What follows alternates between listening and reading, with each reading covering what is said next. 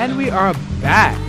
Welcome to another episode of Two Saved Queens. And ooh, have we got a fun episode for you today. This train ain't stopping for nothing. No breaks, no sleep. If the world won't take its foot off our neck, we won't stop fighting back. How are we, Miss Devereaux? Hey, Miss Malekai, my sister. Doing good, my sister. I'm gonna be like my mom and call everyone my sister. A friend of 20 years. Oh yeah, she does that. She sure does. So like a friend of 20 years is my sister. A bitch I just met yesterday is also my sister. I love it. Well, I am okay. I'll be honest with you. I'm okay, girl. I think I'm ready to move. Like we talked about it last week, that New York rave party. New York queens who are just still living their lives. And recently I found out that one of my babies, a child I raised and apparently just did not raise well, has been dating, has been going out there, meeting people. And I'm like, here I am. What kind of dating is she doing? There's nowhere to go. Well, the kind of dating that happens indoors, we'll say. Oh, got it, girl. Got it. And, you know, she went out her way to say, you know, I'm not going to lie to y'all because y'all my family. And I'm going to be honest. And I'm like, girl, fuck the family. The family fucked my husband. Oh, taking it back with the old school 97 soul food reference. Okay, I see you, girl. Like, I mean, it really did take me there. Like, I was kept in Cuba. I was like, I couldn't believe this girl is out there seeing men and dating during Corona times when their race. I'm not going to say where she is. She's somewhere, but it's somewhere where the rates are high. Oh, girl. That girl's in New York. Stop playing. You know that girl. You know that girl has to be in New York. I won't say where she is, but she is somewhere where the rates are high. You know how those New York girls are, you know. They are wild, honey. They are risk takers. What is that about? I swear, every time I go to New York, those girls got me running for some trains in my heels. Like, I'm like, can't we just walk there at a nice leisurely pace? Like, what is that about? Girl, they always running from trains, running to trains, running trains. The minute Prep came out, all the girls was going raw in New York. You know how those girls are. Oh, no. Those girls in New York are wild, honey. But I mean, I was a New York girl once for a little bit, so I understand the tea. That's right. It's just those girls they're wild, and it's just what it is. That's part of the culture, you know? Well, it just wears me out. That's why I don't know if I'll ever truly become a New York girl, but how are you? What's going on with you? How goes the apartment? The time inside? Girl, it's good because I'm quarantining with family. I moved to a bigger place. I was gonna get claustrophobic in my little 800 square feet, so I had to leave in early April. I packed my bags after I had, taken my temperature for 2 weeks and everything, and moved in. What some of my family, just because I was getting real claustrophobic. I couldn't take it. I think that's what I'm feeling. Like, I need to get out. Like, because it just hit me this past week, and I was like, you bitch, you have been at home for 2 months. And I love my little studio and my rent control, but I'm like, I might need to go somewhere. Like, I've had some friends who have also been talking about maybe renting a house in Miami, away from the beaches, not near no people, safe, to be safe in these times. But I was like, I just got to go somewhere. So it's like, maybe, she'll take like a little road trip cross country, something like that, to go to Miami, girl. Quarantine from LA. Else. You're gonna drive from LA to Miami? It's only 40 hours. Only. So where are you going to sleep? You going to sleep in your car, or what are you going to do? I really did think about that part. Girl, well, you done it before. You done been there and done that. Sleeping in your car. So. We ain't got to talk about that. That's story for another time. She's had to do what she's had to do out in these LA so you streets. can do it once again, just like you did in the old days, honey. I was curious about the hotels because I know, are hotels? Yeah, there are hotels opening up, I think. We'll get to it. Yeah, I think there are some that have stayed open, very few. I think there's some that may be opening up. But I mean, when you're talking about these little rural areas driving across the country, I mean, it's no guarantee that, what you need is going to be open when you need it. So... Ooh. Yeah, girl. I mean, I'm just trying to look out for you, girl, because we're sisters. We're sisters in Christ. Yes. Sisters in Christ, That's honey. the sleep behavior there. I'm trying to look out. Okay. oh, you better watch out for me. Sister's keeper. My sister's keeper. Yes. Yeah, but I think, just thinking about all of this, I think that can lead us into good news and bad news. Let's do it. Some good news, and just to follow up to a segment we did last week, almost 2,000 former Department of Justice officials who worked at the DOJ, various lawyers, are calling for Attorney General Bill Barr's resignation after he dropped charges against Michael Flynn, Trump's first national security advisor. Right. Because there's been quite a few since then. She goes through people. She goes through a few people, yeah.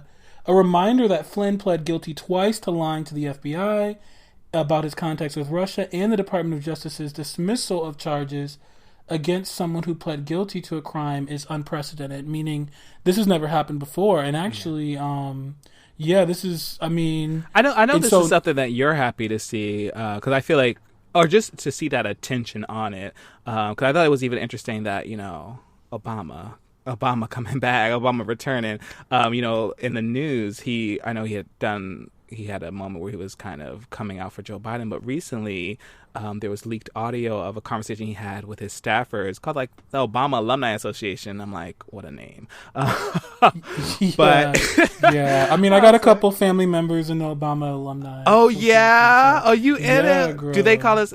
Wait, I'm not in it. I'm not in that prestigious group. But wait, hold on. Let me do it. Obama. So OAA. Do they be like, hey, bitch, you in the OAA? You down with OAA? Yeah. You down with OAA, honey? Yeah.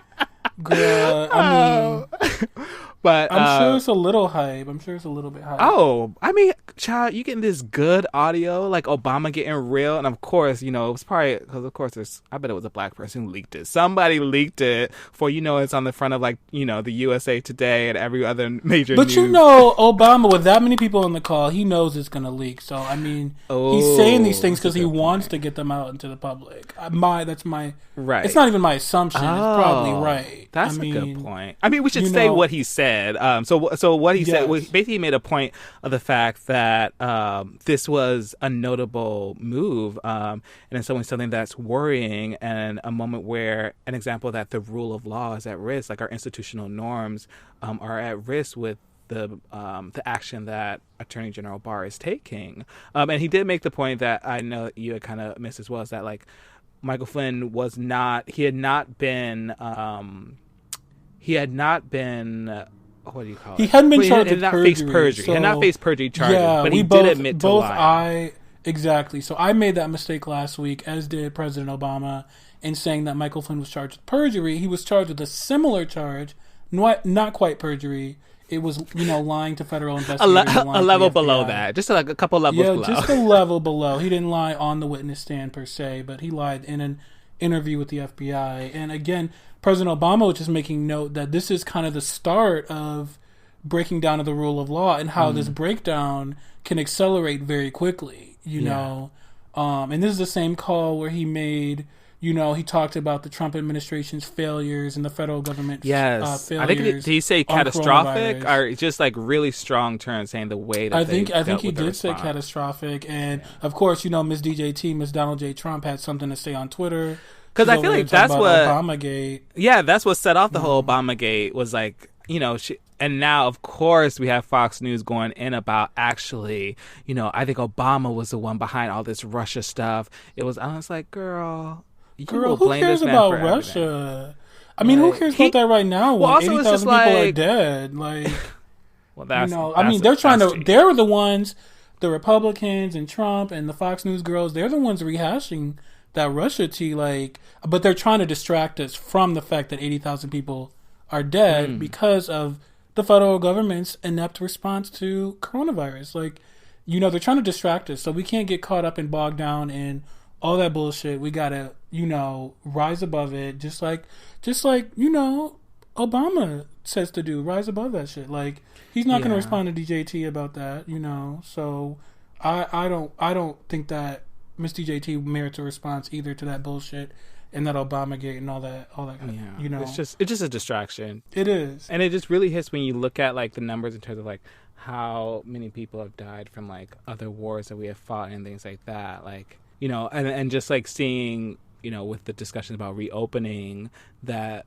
numbers potentially are double. Like every time Trump does a press conference saying, "Oh, well, our numbers might even double," and it's like, if that amount of Americans had died in a war, like it would be completely unforgivable. Like, oh, for sure, for sure. like thinking about how many people died during 9/11 times like that. I think it was like 2,996 people died at 9/11. Oh, like, that's an exact number. Yeah. I mean, I know it was just under 3,000. Yes, honey, she got the figures. Yeah, you go, girl. And so this is thinking about we're already at between 20 and 30 times that number. So it's just crazy, like from coronavirus. Kind of circling back, it's also funny that there's another thinking about that New York rave story that we talked about last week in terms of reckless girls and coronavirus.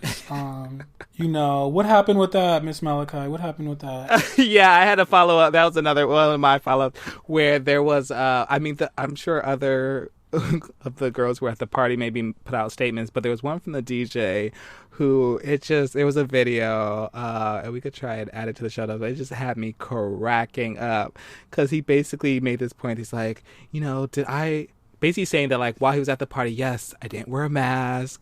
He had it around his neck. But he's like, after I left the party, I was wearing a mask. I was doing what I was supposed to do. So did I risk thousands of lives? No. But my life and the people at the party, yeah, I risked those. It's just like, okay, girl. She sounds so dumb. I mean, she's like making it worse. I talked about it. Be a smart dumb hoe. Keep your mouth shut. You messed up. Yeah. So just be quiet. Don't say shit. But this girl is going on there saying more dumb stuff. Trying to defend yourself. This is not it. That's not the way. Yeah, and it's so funny because there's another video circulating of a 24-year-old girl's birthday party, a white gay girl. She was saying how and the girls were reading her, talking about how old she looked. How old do they think she looked? They were saying she's 24 but looking 42. They said she ain't been wearing sunscreen. She wasn't wearing that sunscreen. And she had a nice body, and they were all in swimsuits. They must have been in somewhere hot. I don't know if it was Florida or Texas, but she didn't look that bad to me. But all those girls still look like stupid hoes. I mean, there was at least like 10 people there was at least like 10 people there, right? Yeah, just another crew of white queens being dumb, of course, like publicly dumb, And so, yeah, I mean, I don't feel bad for those girls, but I do feel bad for the birthday girl because they're ragging on her on Twitter, talking about how old she looks. I don't see it, and it doesn't even look like it's close up enough to me to say she looks that old. But the girls say she looks worn out already. So I think everyone's feeling a little afraid with the fact that, like, I'm still, like I said at the top of the show, like, I'm here stuck at home and y'all bitches are getting together, throwing birthday parties and going on trips. So I think everyone has a little bit less patience, a little bit less kindness than we normally show our fellow fellows. I think so, girl. But the girls are rough on Twitter too. So yeah, they don't play no games. They do not play no games.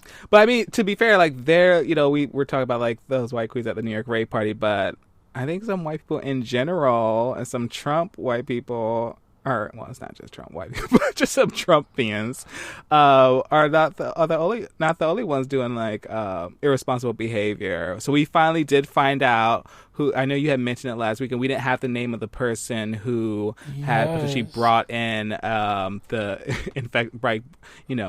now we know, girl. Now what is her name? Who was it? Miss Katie Miller. Miss Katie Miller. Who? Yes. Who is Miss Katie Miller? So Miss Katie Miller is the press secretary for Vice President Michael R. Pence. She's also Stephen Miller's wife. Yes, and Stephen Miller is a special advisor to the president, to Donald Trump. She's also known as the Nazi girl. She's a white supremacist sympathizer.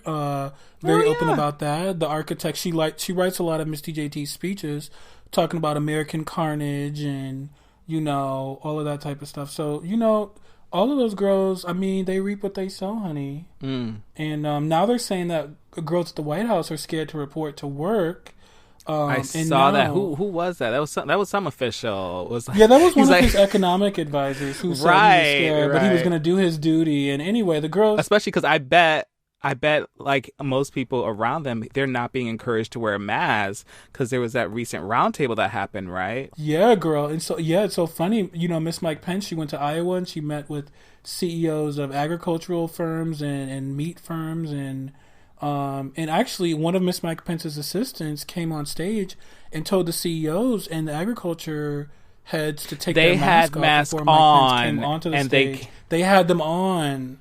Yes. And by the way, this was right before this. Miss Katie Miller had just been with Mr. Mike Pence. Wow. So. And see, these girls are really playing with this virus, and this virus is not playing with them. Yeah. And it's so funny because the White House is just, now they want all the girls who work in the White House to wear a mask and the Secret Service to wear a mask. They're late as fuck with this. Like, bitch, I've been wearing a mask since March. So how y'all bitches in the White House are just going to be wearing a mask now, and we're deep in May. We're halfway through May. I mean, I've just seen so many interesting studies just about how just that behavior of wearing masks can do so much for, slowing down the spread of the virus. And, one great example is like Japan, where, yes, it being, an Asian country with that culture of like wearing masks, but they don't even have lockdown. And there's still, I think there was like, this was, we're recording this a couple of days later. I think recently there was like a day where they maybe had 26 people who, had it.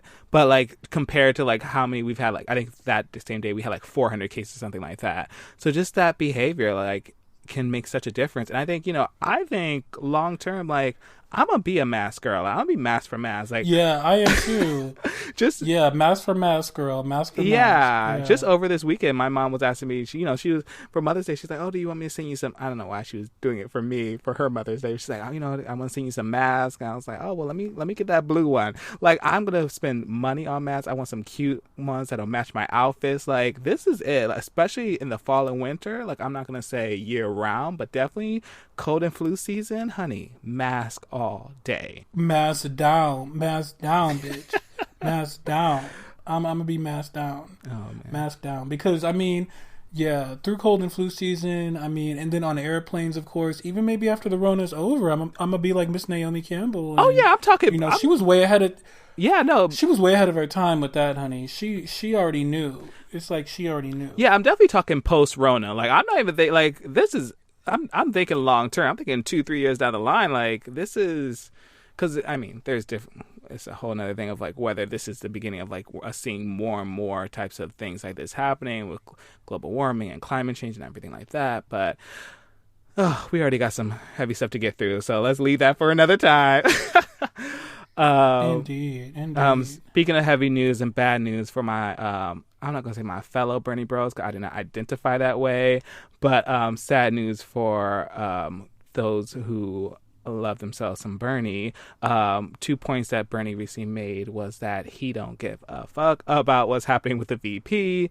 Basically, he has not been having any of those conversations with Joe Biden. I know that's been quite one of the news topics is, trying to guess who Biden is going to pick as his VP. There's been a lot of talk that he'll likely pick a black woman, a lot of talk on Stacey Abrams, Kamala Harris. Girl, do you have an opinion of who you think might be in the running? Well, we do know it's a woman.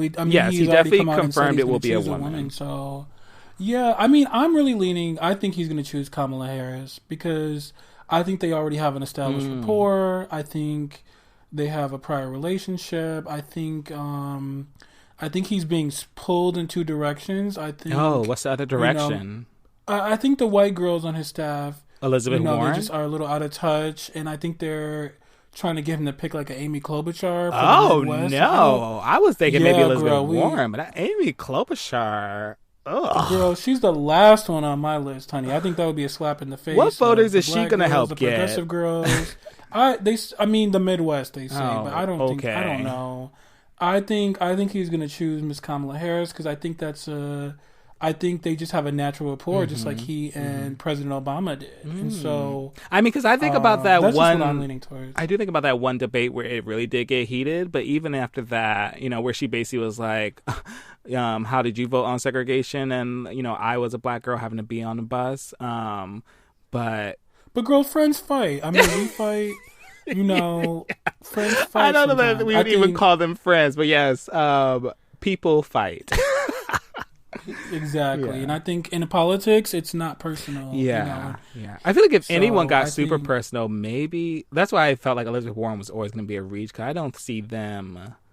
I couldn't see them. She kind of said maybe, but I don't see that ever being an option. Do you? My thing is that the Bernie girls have really turned on Elizabeth Warren. Like the hardcore Bernie girls, they're not coming into the fold just because Elizabeth Warren will be on the ticket. And they're going to come into the fold for Kamala?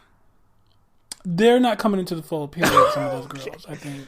Yeah. I feel like, I mean, unless he announces big, sweeping, policy shifts that are towards progressive policy, which actually we were looking at an article that, and we'll expand upon that later, but he very well might pursue kind of like the FDR route of big policy ideas. So we'll be looking forward to talking about that. I do think we need to do a follow-up also on the story of Ahmaud Arbery.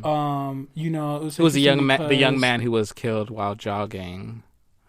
Who I was just saying was lynched, as Miss Keisha, Atlanta mayor, called it. Yes, exactly. And it's just so funny because, Mayor Keisha, she called it. I mean, that girl is on point, or that lady's on point, rather. She, but the thing is that the lawyer for Ahmaud Arbery, who I actually need to look up his name, but he works under Benjamin Crump or with Benjamin Crump. He was on The View earlier this week, and he was saying that along with Ahmaud Arbery's mom, who was interviewed, that interestingly enough, when Ahmaud Arbery's mom was called, the police told her immediately after Ahmaud was murdered that he had been found to be breaking into a house at the time, and the homeowners had killed him, and the police just flat out lied to her, and she said at the time she had no reason to disbelieve it. She wouldn't think law enforcement would lie to her, and then it's further, the tape came out and further investigation materials became public.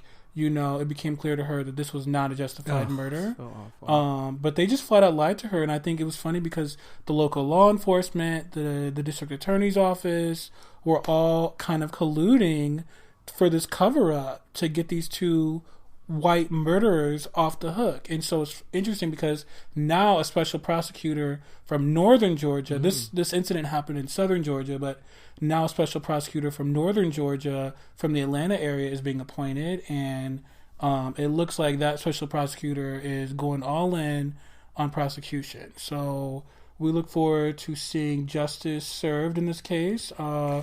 Cautiously optimistic, but girl, we can't be.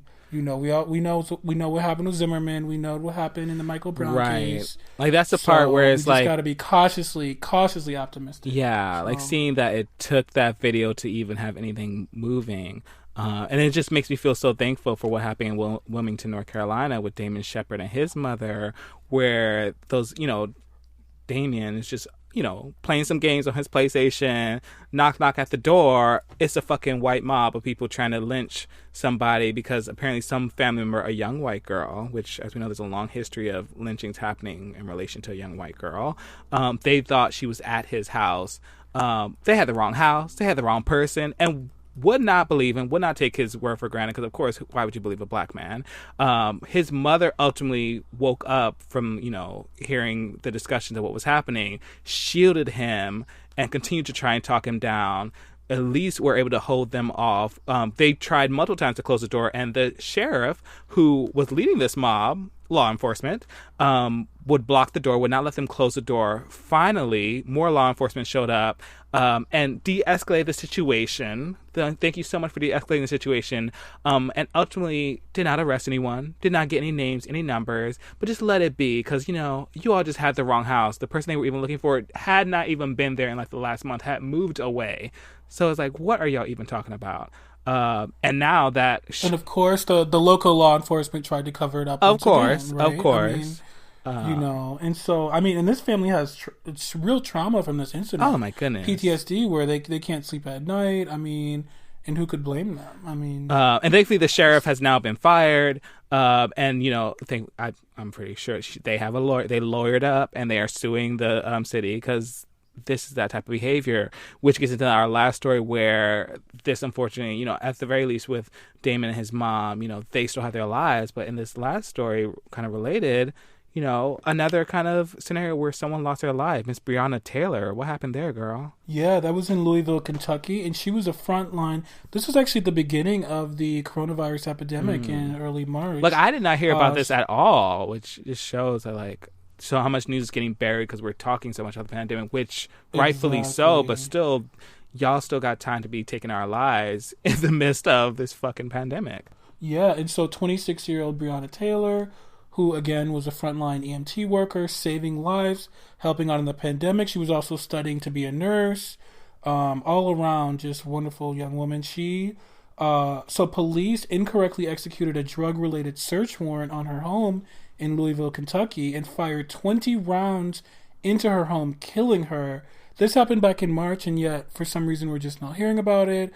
Again, things are getting swept under the rug during the epidemic. I mean, they did not announce themselves. Again, covering things up. They did not announce themselves when they went to the home. She was there with her boyfriend at the time, who had a license to, have a gun. And ultimately, the police then went on to charge him because he actually ended up, shooting at the police officers, thinking that his house was going to get intruded on because they didn't fucking announce themselves. His house, yeah, because they didn't announce themselves, thinking his house was getting broken into, So, I mean, it's just... It's wild. I mean, it's ridiculous. a lot. It's wild, yeah. So, I mean, we're still fighting. Don't let coronavirus, Don't let Miss Corona have you fooled. We are not still in this fight. We're still in this fight against law enforcement abuse of power on our lives, on our persons, and it's just a tragic story, and so we really want to make sure Miss Breonna Taylor gets her due justice in the same way that Ahmaud Arbery does. Yeah. We need to fight for both cases, for both black men and black women, and for justice, black men and black women. Yeah. So, and and also kind of in some sad news and some bad news, we have some flowers to give. Three black legends in music passed away. Legends. Over the past weekend, one of which is Miss Little Richard. She is really the architect of rock and roll, and she needs to get paid her respects. I mean, she really was the influence for so many white rock and roll artists like Elvis Presley, the and Beatles. I think Mick Jagger. Like, the list goes on and on. And it's so funny because the reason she doesn't get her respect is because at the time, the music labels, the record companies, and American, big business as a whole did not want young white girls, passing out and fawning over a black rock and roll star because rock and roll was so popular with white teenagers. And so, they basically, even though Little Richard kind of brought this genre to popularity and really is kind of the architect of it in popular culture, we really know Elvis is the king of rock and roll just because they use him as a placeholder, and give him credit for being the king of rock and roll. But really, Miss Little Richard is the architect of popularizing rock and roll in mainstream culture. Yeah, he still broke through that noise. I mean, there's still stories about, white women or just people in general coming to his concerts and ripping off his shirt, like just loving his music, like being one of the few black musicians at the time who was able to perform in rooms that had both black and white people, when many times they would be segregated, like different clubs, different spaces. And also for being so, overly sexual. He was gay as fuck.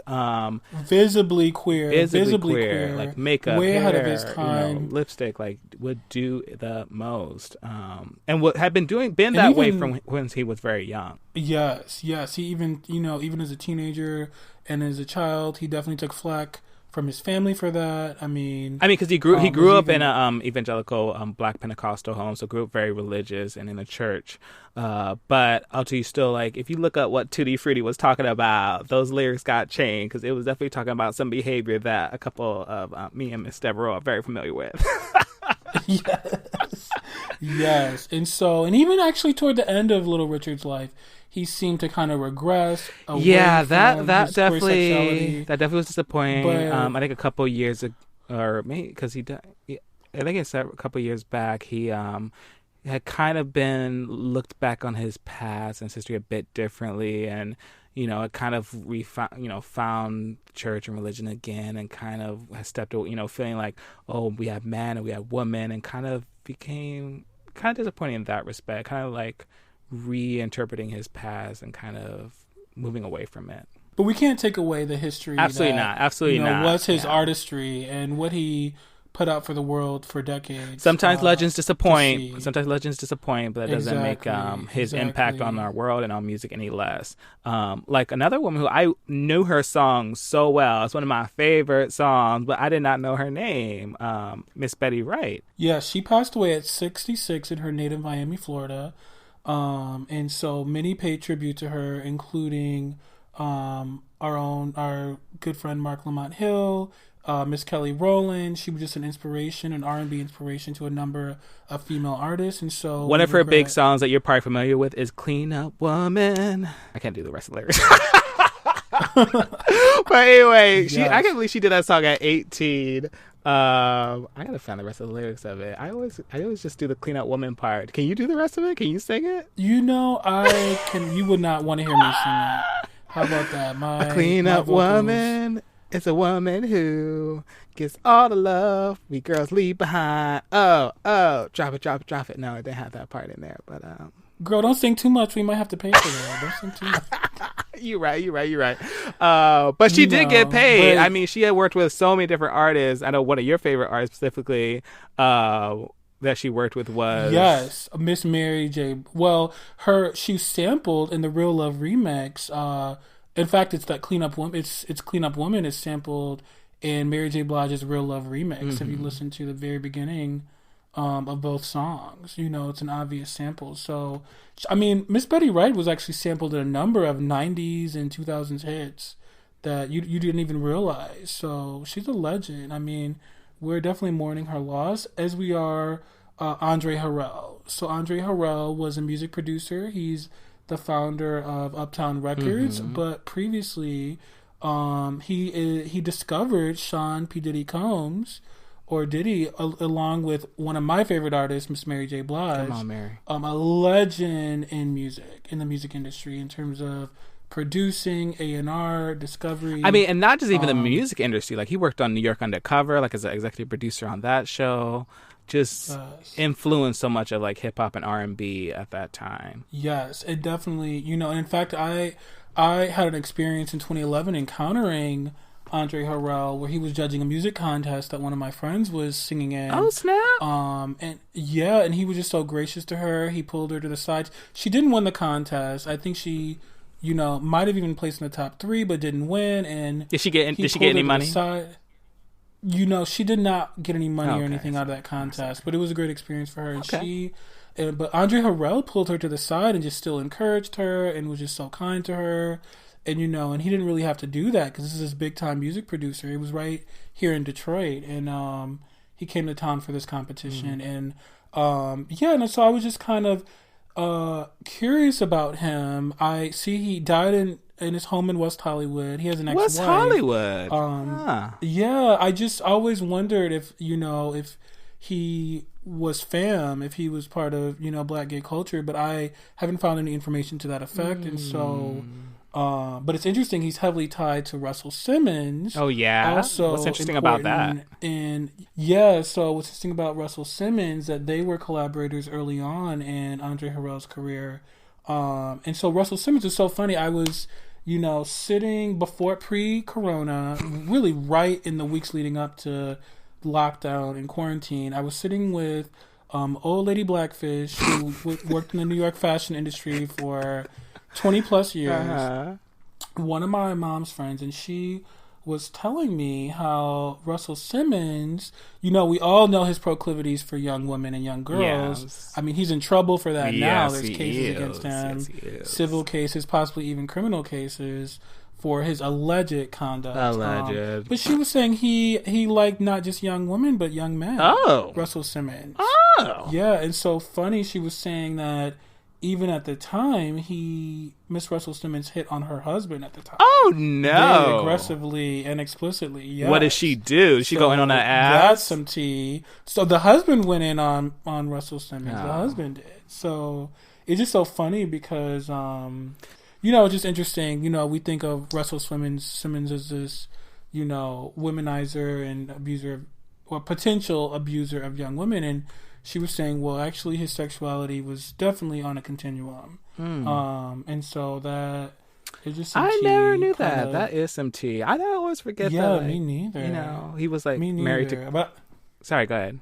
To Kimura. Yeah, he's married to Kimura Lee Simmons, of course. I never get over that neck. I don't know what happened with that neck, but anyway, it's off topic. Yeah. So, and she of course, like she's obviously a successful model and businesswoman of her own. But it's just interesting to hear about kind of like, I love to hear old stories about Hollywood and black music and what's the tea? What's the real tea? Yeah. I ask the older girls that and the older queens that all the time, like, what was the real deal? And there's just so much stories I think about, like the early days of hip hop, and I mean even today that, like, we still aren't really talking about like gay black hip hop artists. Like we have a couple. Right. Oh God, I'm blanking on right now. There's so few. I mean, but I think no, I definitely hit the old. That's why you gotta befriend older queens and older black ladyfish. They know the real tea because, I mean, I've even heard stories about Miss Michael Jackson from some of the older black queens. What stories have we not heard about Michael Jackson? But I mean, yeah, that's true. That's true. But it's just different. But it's different stories than you would think, possibly. So yeah, I love to hear about old. What was the real tea? Because now, with our generation and younger, we're just so out in the open. We're very free to live our full lives for the most part. And so, but obviously, even the 90s was a very different time. Yeah, so very true. Very true. Yeah. So, Miss Malekai, are we, we're going to transition to something you've been wanting to talk about for a long time. Yes. Our last all news show kind of superseded that. But yeah, I am ready to have our conversation. Black sitcoms, old school versus new school. This is something a topic we had come up with for a bit. And we're about to go in on comedies and sitcoms. Like, do they age well? Which shows have we been watching, that were 10 years, a decade before that we're still watching? Are the shows that we're watching now, are these shows that we'll still look back on and be watching 10 years in the future? So thinking about everything from like, Cosby Show, Fresh Prince, Living Single, even going further back to like Sanford and Son, but even thinking about shows today like Insecure. We recently, Black as Fuck, Kenya Barris's new show just recently came out on Netflix. Kenya Barris, also known for Grownish, Blackish. Sorry, let me start at the beginning. Blackish, Grownish, and Mixish. Yes. So, excited to really dive into this topic. And we're calling this segment Enlightened Judies when we go in depth on the topic. Yes. Thanks to one of our listeners who suggested I like it. That segment. And so we love it. Enlightened Judies, indeed. And so, yeah, just kind of thinking back at some of our older favorite sitcoms that this conversation sparked when Miss Malekai and I were just having one of our regular phone conversations, and I was saying, I think maybe some other people were on. I can't remember whether other people were party to this discussion, but we were just. I was going through. I'm still a cable girl. I keep cable. I know I'm one of the last ones who still keeps my cable on, but girl, it's worth it for me. So so sometimes I'm just watching BET and TV One and watching old episodes of Living Single or even the Cosby Show. And it's funny because the shows that I found that have aged really well, definitely, I feel like the Cosby Show, believe it or not, I'm gonna say when not. I watch old episodes, I'm gonna say not. You say not. You say not. But if we look at it in a vacuum, independent of Bill Cosby and his proclivities and his abuse and all these things that he ignore did, A, B, C, D, and E, it still holds up.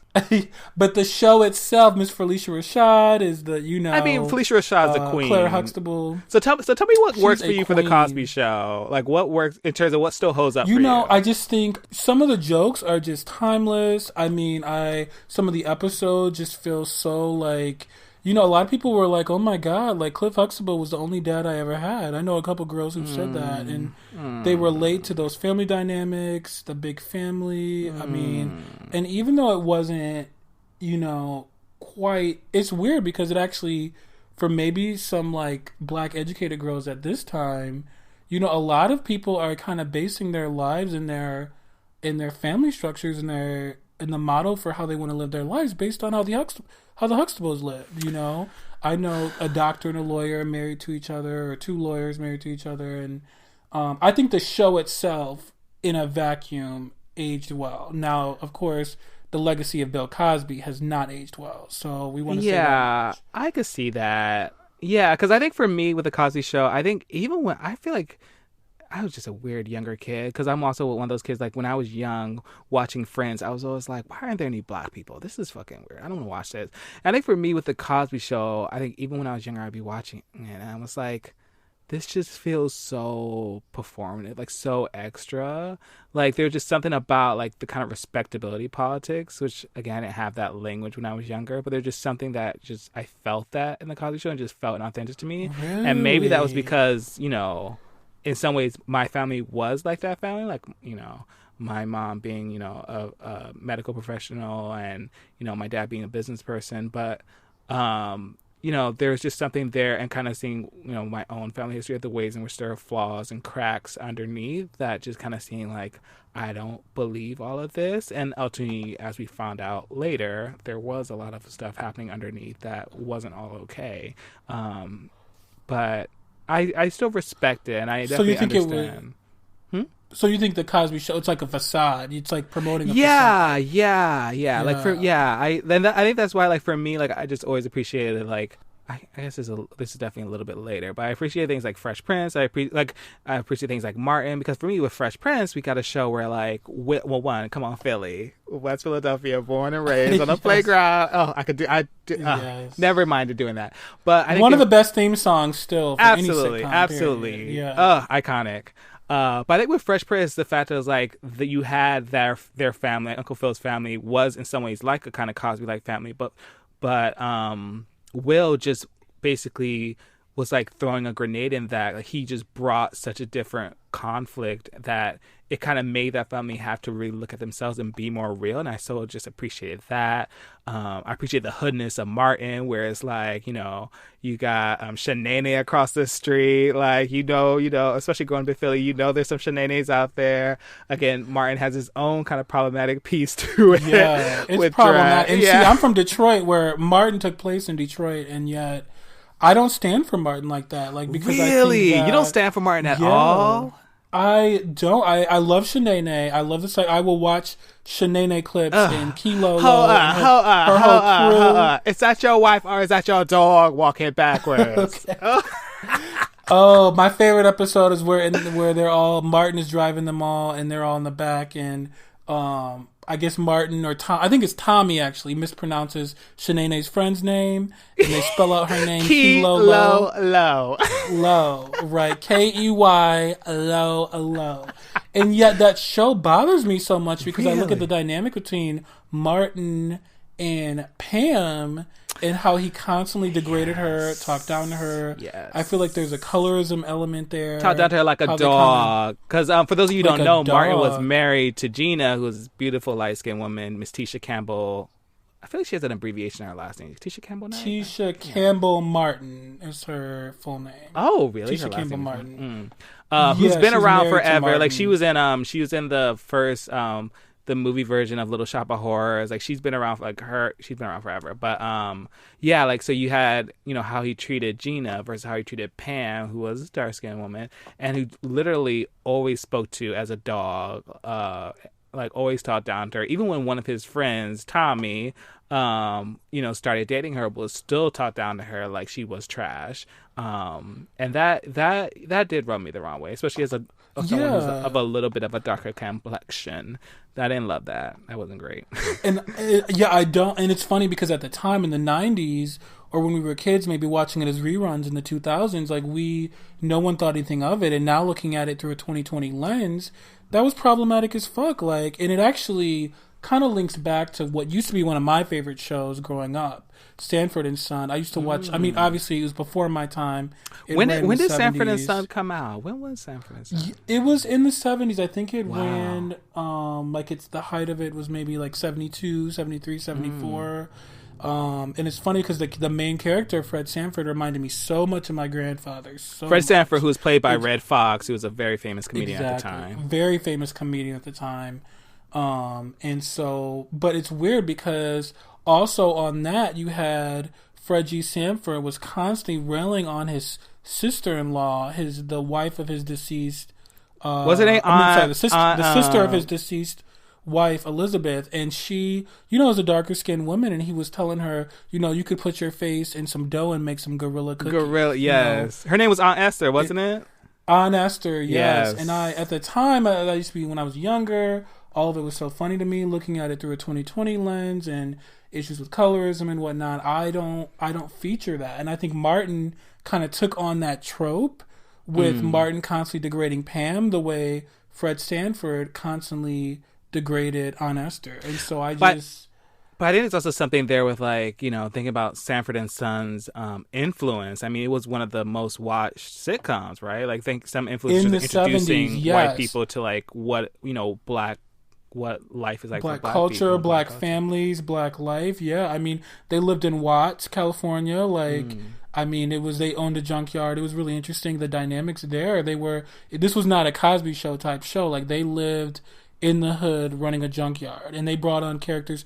They brought a Hispanic character onto mainstream TV. They dealt with a lot of issues ahead of their time, but yet I question, it was in some weeks Sanford and Son was the number one show on television in the early 70s. So that is impressive for a Black sitcom, for sure, at that time, to be at various times. I think it used to compete with All in the Family. But I think Sanford and Son, I looked back at old ratings, and it was almost always in the top 3 or 4 shows in a given week on television. What kind of issues? What kind of issues did they talk about? Was it like the normal? Yeah, they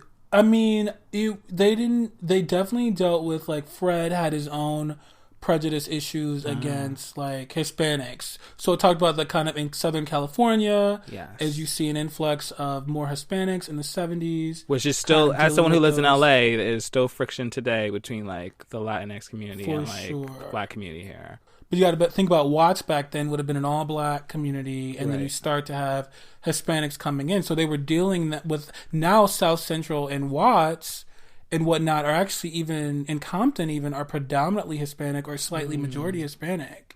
So it's interesting, the only Black, telling you about your own hometown, girl, but the only in Los Angeles. I'm not going down to that part of the LA. Yeah, but it's funny because the only majority Black neighborhoods left in Los Angeles, because even, like, areas like, what used to be South Central or what they now call South LA and Watts, and many of those neighborhoods have significant Black, minorities, but are majority Hispanic. But Baldwin Hills, Ladera Heights, and Viewpoint Windsor Hills, which are, like, more upscale Black communities, or very much so upscale Black communities, those are the only majority Black areas left in Los Angeles County.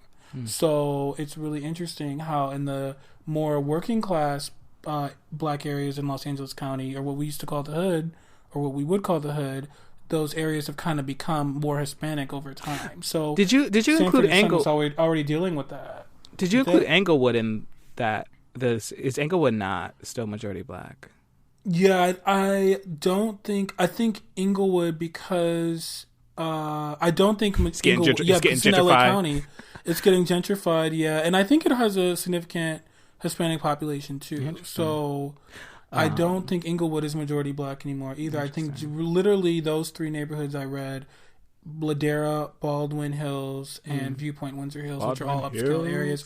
If you watch Insecure, it's actually, I think, Issa Rae, her family home is in one of those communities. The one where she goes back to the house and gets in the pool, and then, of course, the current homeowners who are white, discover her. Yes, I did see that episode. Well, I got opinions about Insecure, but before we get to, more recent sitcoms, well, first I want to know, so Sanford and Son still works for you, like, to stand the test of time? It doesn't. It was funny as a teenager.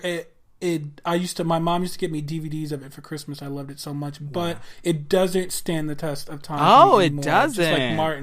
Just like Martin, because of the colorism dynamic, and the disrespect for Black women, it doesn't stand the test of time for me in 2020. And there's another show from a couple decades later that also doesn't. Is it Family Matters? Yeah, I feel like Family Matters to me is really, it's so funny. As a kid, it was just, the slapstick comedy of Steve Urkel. Come on, Urkel. It was so cute and so funny back then. Or Stefan. I thought Stefan was cute. Oh, Stefan was fine. Yeah, Stefan was fine. But it's so funny. The jokes seem so corny and so out of place. Oh yeah, we got to say Stefan was Urkel was this nerd. I mean, most people I think would know Family Matters, but Urkel was next door neighbor who had a crush on the daughter and was this complete nerd. And he made this special machine that would turn him into this hot, sexy little boy named Stefan. Okay, that was it. And it's so funny because it will come on in reruns on cable, and I can't even get through a whole episode. It's so cheesy. It's so really funny. As a kid, I love that show. So it's not so much problem. So it's not problematic, just more cheesy. Just cheesy, just not problematic, just cheesy. But some of the shows that that are like 90s sitcoms that I love that still to this day seem so timely or timeless rather. Moesha. I was just about to say, I heard Moesha still, and I've caught a couple recently. I was like, okay, she's still. Come on, Brandy. She stood the test of time. She really that show has really stood the test of time. The issues they dealt with, the storylines, it was really well done. As is Living Single. I think Living Single has really stood the test of time. Oh my god! I mean, the original Friends. For those of y'all don't know, Living Single have been around for a minute, and then Friends came up and basically just whitewashed it and supposedly took credit for it. So people don't realize Living Single was OG Friends. But the whole concept of, a group of male and female friends living in New York, kind of like always hanging out together. I mean, Living Single was definitely the original. And it's funny because I was railed on, or recently I've been railing on Friends. I found myself watching a few episodes of Friends recently. Why are you watching Friends? And and it wasn't it. I understand the popularity now. Of course, I used to think it was so overrated, but I understand it. But of course, Living Single is the original, is amazing. And it is a show, it comes on almost every weekday morning, and it's like something I could get up and watch every day. And for the girls unlike you who don't have cable, it's also on Hulu. So that's good to know. If I ever want to disconnect, which I never will. I'm a cable. Whatever. I'm a cable. Whatever. So privileged. You and your cable. Just Well, y'all girls getting all those subscriptions are paying almost as much as I do. Okay? You know what? We're not talking about that. We're not going to argue about subscriptions versus cable right now. Okay, because by the time you have HBO Go or HBO Max and I only signed up for it for a month to watch Insecure to catch up on it, and Netflix and Hulu.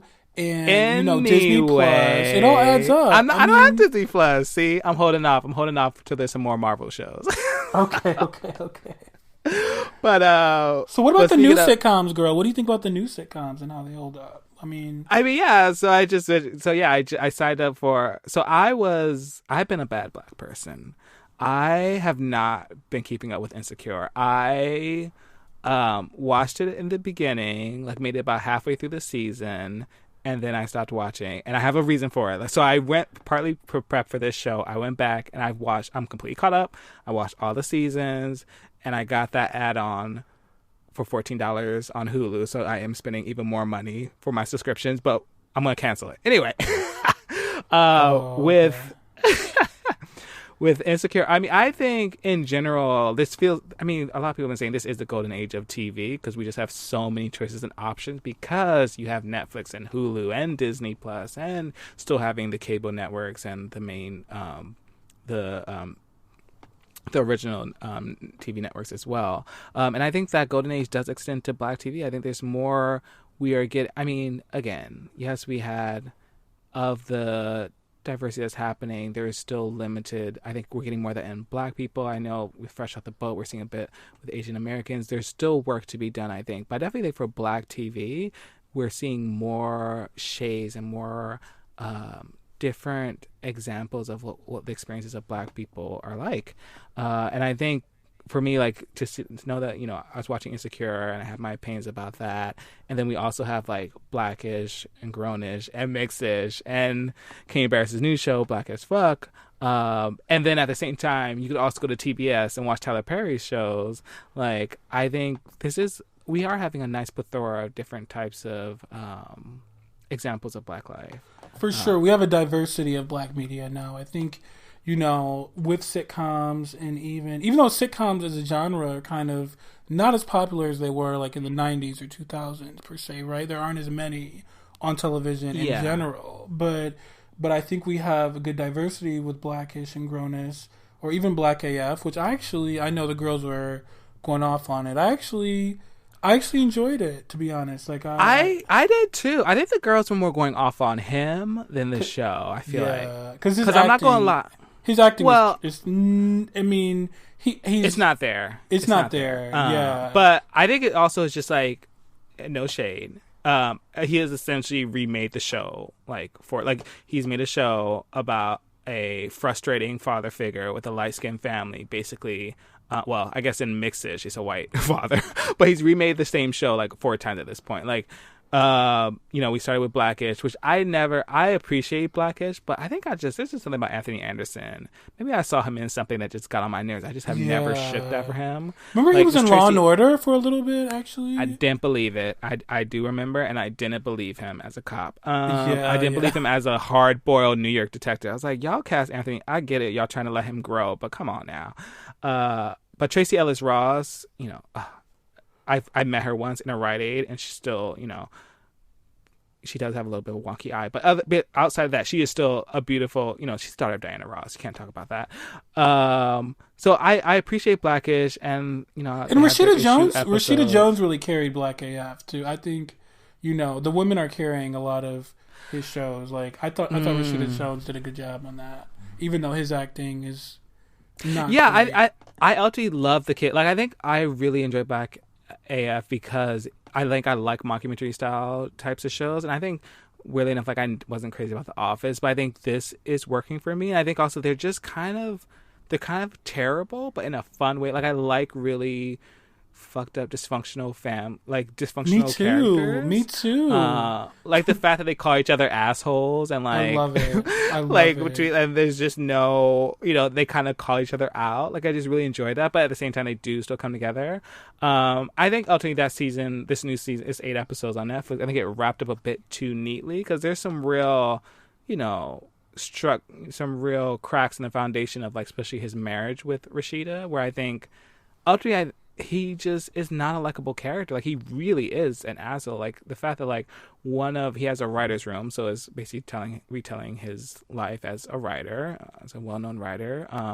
And he has a writer's room, and he has a woman writer who has a family, and how he goes out of his way to shame her for wanting to go home to be with her child, and it's not really resolved. And at the same time, he's also kind of frustrated by the fact that his wife, who nearly died in birthing their latest child, because, by the way, she birthed 6 goddamn children for you, how she's now trying to do something different and kind of refine herself, and to see him constantly shit on that, it just it wasn't my favorite parts, like that. But I think those are issues that can play into another season. I think they have to have some source of of conflict for season 2. So I think but addressing, he's a total asshole. He really is. And absolutely. He even mentions that kind of throughout the show, and his kids call him an asshole. I mean, I'm impressed. I think a lot of Black people were taken aback because they don't know any families where they address their parents like that or speak to their parents like that. Maybe it's not the most realistic for a lot of Black families, but I bet you there are families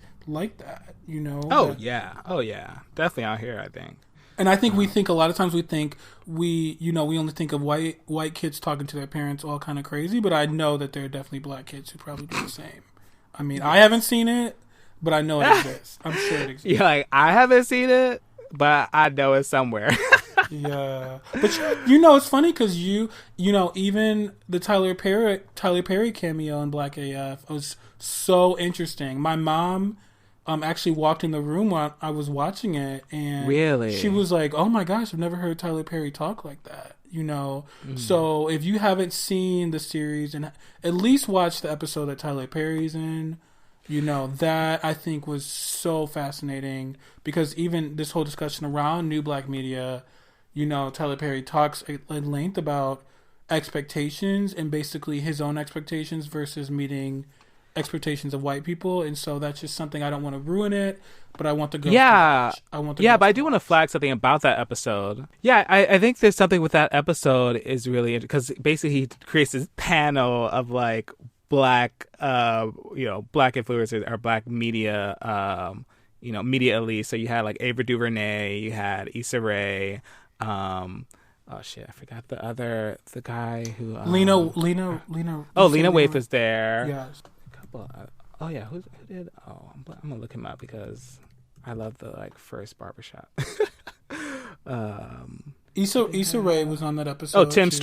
Story, who did like barbershop. But anyway, he just had this panel of people to kind of talk about like whether I don't want to spoil it. I think he made a good point there, but just top level, can we challenge, the things that we create as black people to be more? Because sometimes a lot of things that we create, that's critiqued by white people, they are a bit afraid to critique those things or to talk about where they're bad. And how do we grow this art from, or how do we still grow this art from if we're not being honest about the ways in which we can make our work better? Yes. And so that debate within that episode, even if you don't love the show, I think the debate within that episode is worthwhile. Is a worthwhile one to have in terms of quality of black content. How do we kind of critique our own, or do we allow others to critique us, or how not to allow others to critique us? So that was a great episode of that show. I honestly, it was my favorite one out of all of the episodes, of the 8 episodes of BlackAF. So what shows do you think that are on today are going to stand the test of time? I think we're going to talk about Insecure a bit more because I feel like I want to do like an Insecure recap show. Okay. I have opinions about Insecure because I think Insecure is really special because, one, it's nice to see someone like Issa, who is kind of messy, kind of complicated. As we all know, she cheated on her good man. Oh my God, girl. A good man, and you just cheated on him. Daniel was fine. I give it to you, but I'm team Lawrence. Daniel. I love Daniel. Oh my God, you're team Daniel. I'm team Daniel. I am team Daniel. Yeah, he's a little too top heavy for me. But I get it. I get what y'all feel about him. I understand it. I just like someone a bit more proportional, which is what Lawrence gives me.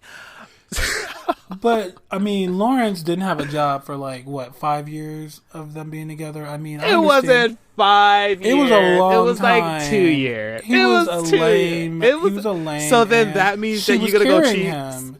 She was so the minute him financially. So I mean, he just wasn't. Women cheat.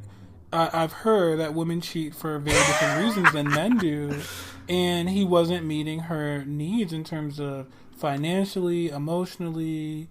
He just missed the mark as a boyfriend. So I don't, she cheated on him, but honestly, he was not a good boyfriend to me. I don't think he was. I think he was a good, if we just call a man who doesn't cheat or beat your ass a good man, that's such a low standard. To me, Lawrence at the time was not a good man. Now, he might be a good man now in later seasons, but I think he's in that first better, season, he was not a good man. I don't agree with that. But there's also during a relationship, I've heard, as someone who has never been in a relationship, that during one, there's highs and lows, and sometimes you have to make it through that low moment. But what do you think he could have done better? Just take a job? Yeah. Get a motherfucking job. Exactly. I mean, they were in survival mode at that time. I mean, they were living off of her, and she didn't have a great job to begin with. Let's be real. So if she was really floating him, she wasn't making crazy money. Not like she Molly. was not, Molly had and money. she was floating him. So I really, but I love Daniel. Oh my gosh, I really don't fully understand why they're not together, but we'll come back to that in because they're. Oh yeah, we'll talk about it. Yeah, okay, I have opinions about why they're not. I don't think they should be together. But anyway, I think Insecure. I think the influence of Insecure about also just showing beautiful black people on TV, the way they light those people on the show, those characters on the show, is just if I had that kind of lighting every day, my life would be so much better. But I don't know if will Insecure stand the test. I think Issa will. I don't know if this is that show. I don't know. I'm 50-50 on whether Insecure will. I understand your. I think the young girls 15, 20 years from now will be watching it just the way they watch Sex and the City. I think Insecure you think is so? going to stand So the it will test of time. stand. Okay. I do. I think it is. I think it's the show for now. that, Do you, and I think it's a show for 20 years from now. I think it's do pretty you timeless in a lot of ways. Do you think Blackish will Blackish be the new Cosby show? I think Blackish will also. I was a little hesitant about Blackish at first, and then I started watching some episodes. I think Blackish will also be a show that 10 years from now will be in reruns on TV.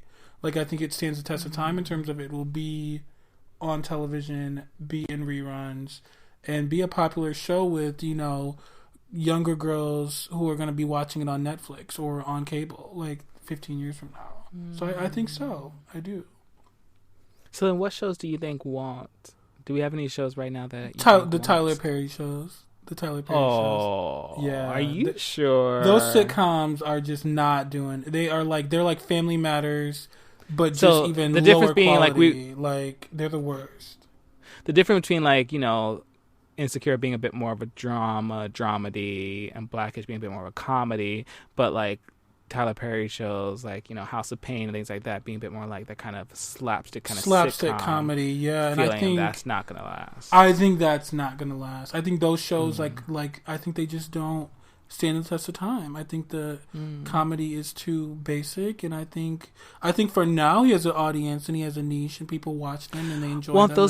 Want those basic girls have children and want those children love. But I think the basic shows, there'll be new basic shows that'll take the place. I mean, I think there'll be new basic shows that take their place, and maybe Tyler Perry will be creating those too. Tyler Perry, he be working. He sure does.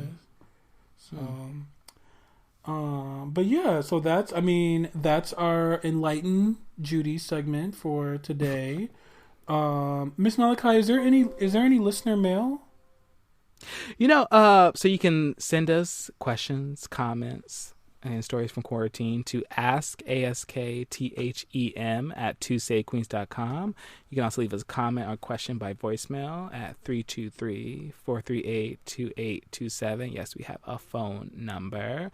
So there is one question from an anonymous. They are just kind of wondering, it goes, "Hey Queens," kind of short and to the point, but they're just wondering, how do you stay sane with everything going on? Like, what are your kind of coping mechanisms to deal with all the news and all the stress and everything going on? So I definitely have an opinion on this, but do you want to go first, Mr. Yeah, it's funny because one of my secrets, like when I feel like I'm getting anxious or whatnot, something that really helps me is CBD oil. Honestly, I really, I mean, even we should at get the some beginning, weed sponsors. And I'm not a weed or marijuana girl at all. Like I have just never been. I mean, I appreciate girls who are, but I'm not. But CBD oil, and I think the kind I have doesn't even have any THC in it, but it just is very relaxing for me and was helping me get over even, mild panic attacks I was having at the beginning of the quarantine over the pandemic. So that's one of those things, but also exercising. Getting exercise, even going outdoors to get some exercise and get some sun. I think that's super important. And especially when you're stuck at home. Exactly. And I think sleep is important too, for sure. What about you, Miss Malekai? For me, I think there's something that I was surprised that you do as well. I watch cartoons. I watch the animated TV shows. I watch things that are going to just make me laugh. That surprisingly is a bit slapstick or low, but just something that's just I'm not going to have to think about, and that can just shut off a bit, especially before in the evening or before I go to bed. And I also try to make sure that like I don't read certain things or check out certain things, like go on Twitter at certain times, like when I'm going to go to bed, just so I don't have that on my chest, have that sitting with me. So that helps. I think the other thing I do is also I just kind of unplug. Like I just think that, as people, especially whether you're gay or black and gay, the world is a lot right now. It really feels like we're being attacked at all sides. And I think it's important to just protect your mental health. And sometimes that means that you can't be aware of everything at all times. We can't, we're inundated with information, and sometimes you just kind of have to give a limit to when you take in that information and what's going on, and other times just kind of let it go, because sometimes there's not really anything that you can do for it. Exactly. When things are beyond your control, what can you really do? I mean, so I totally agree with that. And in fact, I agree with the cartoons piece too. I have found myself watching, DuckTales or just things like old Disney movies to get my mind. Yeah, I think I watched Mulan again the other day. I love Mulan. Oh. Ooh, I can't wait for the animated film. I'm ready for her. Yeah. I think it got pushed, but yeah. But yeah, I think I totally agree with all of your recommendations too. Yeah. So thank you for your question. And again, you can write into us at askthem@twosavedqueens.com or leave us a message at 323-438-2827. So now we are nearing the end of the show, so we're going to get into our thoughts and prayers. I just have a prayer this week, but I want to see if you have anything on you need to get off your chest, Miss Devereaux. I'm going to let you take on the segment this week, Miss Malekai. Yeah, please. Yeah, I think my week started off. I didn't have one actually, and then Monday I got a call from a family member, and it kind of put something in perspective. And I know we like to have fun and be messy and cut up, but despite how we act on the show, definitely as we're saying that we're very aware that there's real stress and real concerns, and what's happening with coronavirus is really affecting people. And I hope this show gives you a good laugh or gives you a nice break from it. But I definitely want to make sure to send my prayers to people's families and friends, or just people themselves who are feeling helpless and stuck, feeling left behind by their government, or feeling like they're not getting the support from things, just from not getting the support you need to be able to stay at home where you have to go to work, or from trying to reach out to unemployment office and not getting anywhere, and feeling completely like now you have to find some way of making money because you can't get unemployment. There's still people who are still waiting to figure out if they can get unemployment. There's people who are getting denied for ridiculous reasons and are being left to just fend for themselves.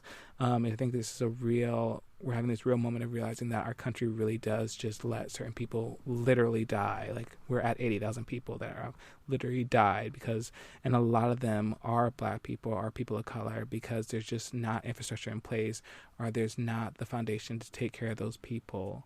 And to see that our government, which is a creation of the people to do grander things, to do things that we're not capable of doing as an individual, is not feeling that need, is not stepping up, and it's just so dysfunctional and still so bloated with corruption and hypocrisy. It's just so frustrating. And so I really just want to take this moment to really, send my prayers to people who are really just trying to make it through day by day, week by week, month by month, with everything going on. Wow. Yeah, I would concur, and I would just, I would say that it's also a prayer, amen, and I think it's something a thought. Do we need to kind of reform this unfair system, or is it something? Do we need to tear that bitch down? What's the answer? I think it's something that we're gonna have to come to over time. But I know that we need to vote in November at the very least. I mean, and continue to advocate for the things that we know are important in the forms that we can during quarantine. So. Yeah, I'm not going to say I have the answer to that one. That's something I'm not sure. It's do you just need to tear this bitch down to build her back up so that she does work for all of us, not just some of us or the few of us? But there's also something about the fact that this is what we have right now. There's an election around the corner, so I'm not going to say, not to vote or anything like that. This is very much a pivotal moment, I think, for us, what's going to happen in the next 4 years, the decades to come. So. Indeed. I think with that said, that is our show. Thank you, as always, for spending a little time with us. We really appreciate it. You can find us on Instagram and Facebook at Two Saved Queens. You can follow us on Twitter and seeing us starting drama at Two Saved Queens as well. Tell your friends, slide the show into someone's DMs, whether they're single or not. It's not like they can do anything anyway. They stuck at home. You a messy bitch. A like is a like, a share is a share. And we also are now on Apple Podcasts and iTunes. So please make sure to rate us and review us there. It'll help get us more attention so we can come for those other podcast girls.